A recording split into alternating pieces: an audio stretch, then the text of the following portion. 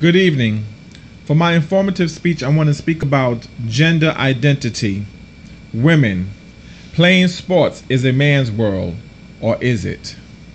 The purpose of this speech is to render some information about women participating in what has been considered down through the centuries a man's world. Which world? The world of sports.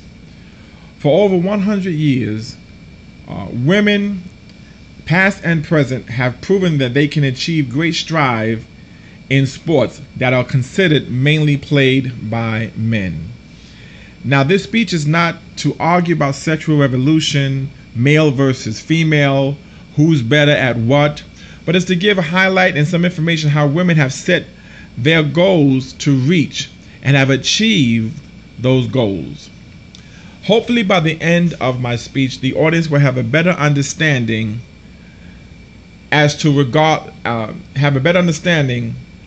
that nothing impossible, regardless of age, race, creed, color, or in this case, gender.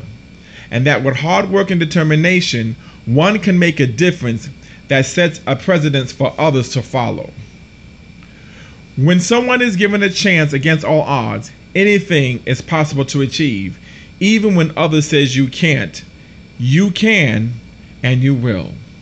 Well, being a woman doesn't mean that she cannot dribble a ball down a basketball court, or she can't hit a baseball or pitch a strikeout.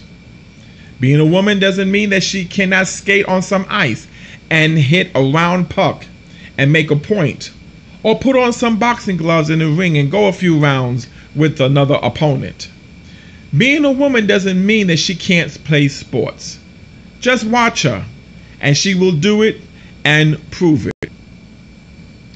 Since 776 BC, when the first Olympics was held in ancient Greece, women were excluded. So they never had the opportunity to compete in the Olympics until many years later. Down through the centuries, women would compete in certain sports, and even when they won, they were never ever considered equal. Recently, within the last 100 years, women began to push further and forward and harder into being accepted as equals in specific sports. In 1900, the first 19 women was to compete in the modern Olympic Games in Paris, France, played in just 3 sports: tennis, golf, and croquet. Margaret Abbott was the first American woman to win an Olympic gold medal. An art student in Paris, she won the 9-hole golf tournament by shooting a 47. This began a lot of opening doors for other women to begin to achieve their goals in sports. On a personal note, to my surprise, my mother began to tell me about my grandmother, her mother, who back in the 1920s loved basketball, and she played basketball in school. Though she was black and a woman and lived down south, that was unheard of. She really wanted to achieve her goals in becoming a professional basketball player. But because she was married to my grandfather, who was a minister, that took her out of that line. Later on down through the years, my mother's oldest sister, her baby daughter named Andrea, my cousin, grew up playing basketball. Andrea can whip any man on the basketball court, not just because she was a woman, but because she was that good.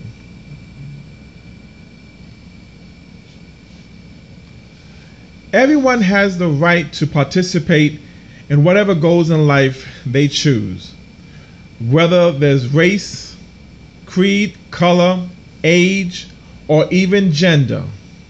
Women, for many centuries, have achieved many goals in the world of sports.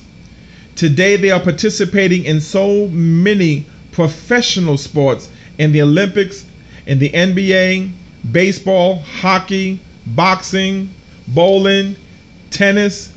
We've seen an outnumber, numerous accomplishments made by great women down through the years. So the question is again, Can a woman participate? Should a woman participate in the world of sports that is considered mainly for men? The answer is, well, history has proven, yes, they can, yes, they should. Thank you for listening.